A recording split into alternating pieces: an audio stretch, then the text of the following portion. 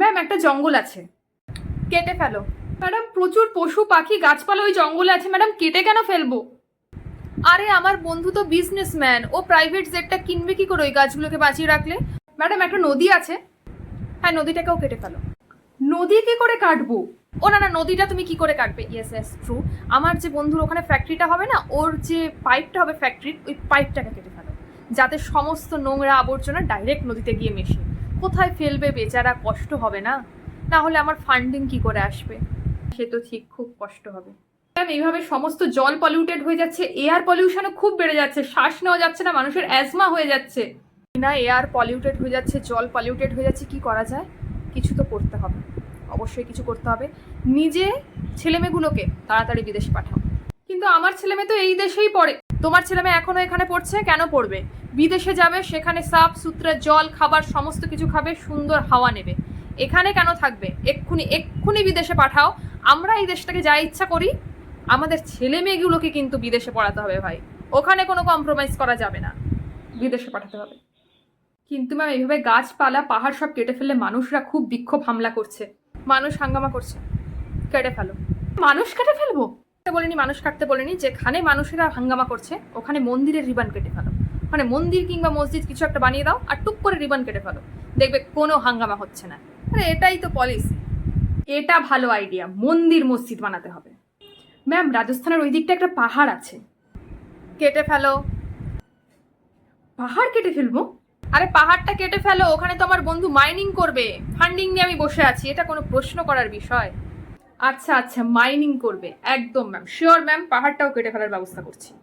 আরে আমরা তো সবসময় জনগণের স্বার্থে, জনগণের পক্ষে, পাশে থাকবেন। একটা কথা ছিল, এই যে হকাররা উচ্ছেদ হচ্ছে তার আগে একটা নোটিশ পিরিয়ড দিলে ভালো হতো না? রাতারাতি উচ্ছেদটা না করে, মানে এটা কি বলে দিলে নোটিশ? গরিব মানুষের নোটিশ কিসের? সমস্ত আমার বড় বড় বন্ধুরা ওখানে দোকান করে বলে লিজ নিয়ে বড় বড় অ্যামাউন্ট দিয়ে বসে আছে, আমি ওদের কষ্ট দেখতে পাচ্ছি না। ওদের সামনে হকারগুলো ভিড় জমিয়ে ময়লা আবর্জনার মতো বসে আছে। কিন্তু ম্যাম অনেক সাধারণ মানুষ, অনেক হকার, ওদের জীবনের ব্যাপার, মানে কি হবে? তুলে দাও তুলে দাও, মানুষ, সাধারণ মানুষ দুদিন চোখের জল ফেলবে, তারপরে ভুলে যাবে, ওদের পাশে কেউ থাকবে না। তাড়াতাড়ি উচ্ছেদ করো, এগুলো কোনো জিজ্ঞেস করার বিষয়? সময় নষ্ট বাবা, ওফ। আসলে ম্যাম আমাদের দেশের জনসংখ্যাটা বিদেশের তুলনায় এতটাই বেশি, সবার তো কর্মসংস্থান সেভাবে হয় না, এটাও তো একটা ভাবনার বিষয়। আরে বাবা সে তো হতেই পারে, আমাদের দেশের অনেক পপুলেশন, কিছু মানুষ তো এটাও বিদেশে গিয়ে দেখাবে না, এই দেখুন বিদেশের মতো ঝকঝক তকতক করছে, আমরা একদম বিদেশের মতো আমাদের দেশটাকে বানিয়ে দিয়েছি। তারা থোড়াই জানে বিদেশের পপুলেশন আর আমাদের পপুলেশনের কতটা ডিফারেন্স, জানলেও এখন সব সোশ্যাল মিডিয়ায় হাইপে চলে। ম্যাম বলছি কি, শিক্ষা ব্যবস্থার দিকে একটু যদি বেশি করে গুরুত্ব দেওয়া যেত, আই থিঙ্ক বেটার হতো। না না না না, শিক্ষা ব্যবস্থার দিকে একদম লাস্টে গুরুত্ব দেবো, একদম শেষে। বেশি মানুষকে শিক্ষা দিয়ে দিলেই তারা প্রশ্ন করতে শিখবে, সেটা আমাদের বড় সমস্যা।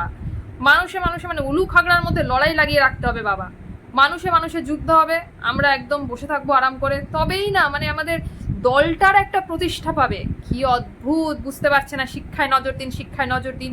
শিক্ষায় তুমি নজর দাও, তোমার ছেলে মেয়ে নজর দেবে, বিদেশে যাবে, এরা নজর দিয়ে কি করবে? ম্যাম এখন অনলাইন ইউটিউব এবং বিভিন্ন প্ল্যাটফর্মে বিভিন্ন কম টাকায় শিক্ষকরা খুবই ভালো পড়াচ্ছেন, এবং কিছু ক্ষেত্রে তো ফ্রি অফ কস্ট। সেক্ষেত্রে আমাদেরও একটু নজর দিলে একটু বেশি ভালো হয় বলে আমার মনে হয়। সোশ্যাল মিডিয়ায় কিছু কিছু টিচার বড্ড বেশি ভালো পড়াচ্ছে, বুঝলে, একদম কম কম টাকায়, একদম নালী থেকে গরিব বস্তির বাচ্চারাও আইএএস আইপিএস হয়ে যাচ্ছে, ডাক্তার ইঞ্জিনিয়ার হয়ে যাচ্ছে, মেনে নেওয়া যাচ্ছে না। দু চারটে কন্ট্রোভার্সি ক্রিয়েট করে জেলে ঢুকিয়ে দাও। হ্যাঁ কিছু নিউজ অ্যাঙ্কার হায়ার করে নাও, দু চারটে কন্ট্রোভার্সি ক্রিয়েট করা কোনো ব্যাপার হলো? টুক করে জেলে ঢুকিয়ে দাও তো বাবা, না হলে খুব মুশকিল হয়ে যাচ্ছে, মানুষ শিক্ষিত হয়ে যাচ্ছে আর খুব প্রশ্ন করা শুরু করে দিচ্ছে। এই প্রশ্নের উত্তর আমরা কি করে দেবো? আমরা তো নিজেরাই জানি না, আমরা নিজেরাই অত শিক্ষিত না, হতে দেওয়া যাবে না। চটপট জেলে ঢোকাও, যে কোনোভাবে সম্ভব। নিউজ অ্যাঙ্কার হায়ার করতে হবে। আরে দু চারটে নিউজ অ্যাঙ্কারকে হায়ার করে নাও, অন্যদিকে ঠিক খেলাটা ঘুরিয়ে দেবে। কি করছো তোমরা?